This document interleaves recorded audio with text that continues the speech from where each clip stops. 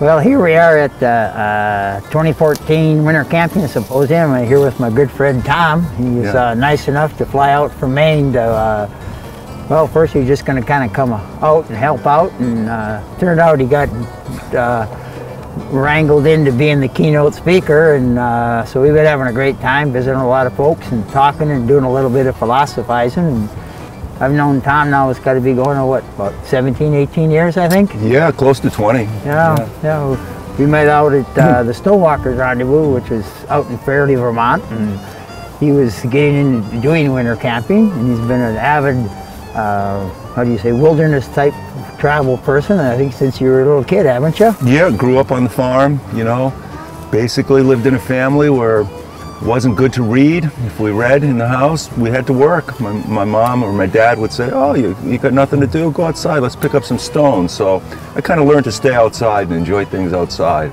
you know, from a young age.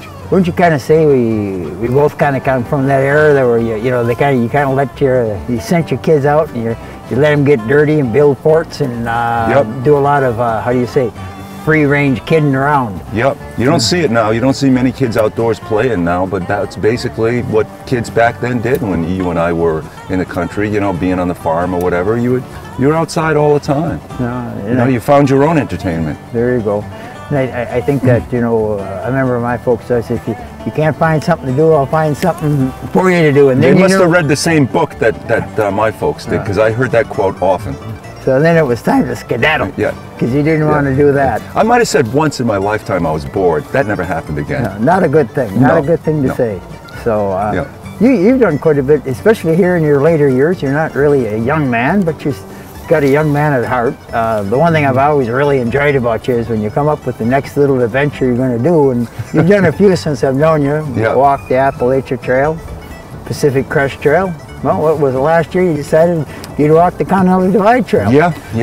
And the one thing I've always, you know, I see that a lot with the folks that come to the symposiums and stuff, is they still got that little kid in them. So I know when you call me up and say you're planning to do that, you got that, you sound like the little 8-year-old kid that's going to go on his first fishing trip with his grandpa or something, and you got that excitement.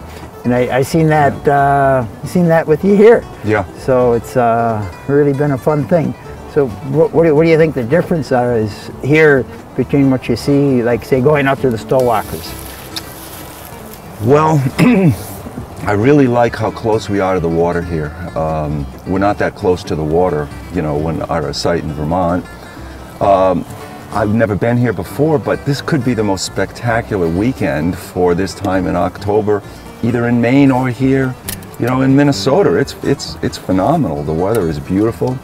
I've really enjoyed the level of expertise here that people seem to have on winter trips. I've met some really great folks here and love to listen to their stories about what they're doing, and I'm not too social around the campfire, big social gathering situations as much as I used to be, but I really enjoyed last night, you know, hanging out with people, and you know, walked up to a guy from here who had a Maine guide's you know, hat on, and he had just gotten his guide status, which I just did last week, and we had lots to talk about. It's great. There's so many people outside here too, which is different from Vermont. Right. There must be 50, 60 tents here, which is incredible. I'd say at least that. Yeah. And, the nice thing of it is here with the way the location, the people, you got a nice common camping area, and then also if a person wants to be a little separate, or if they want to camp with a group of 2 to 3, there's plenty of room to do that. If a person wants to stay in a cabin, they can stay in a cabin. And I think the one thing I really like about a symposium like this, or say like out in Vermont, is that you know, you've got people that have got just decades of experience of long distance wilderness travel, and yet you got the newcomer and everyone's welcome.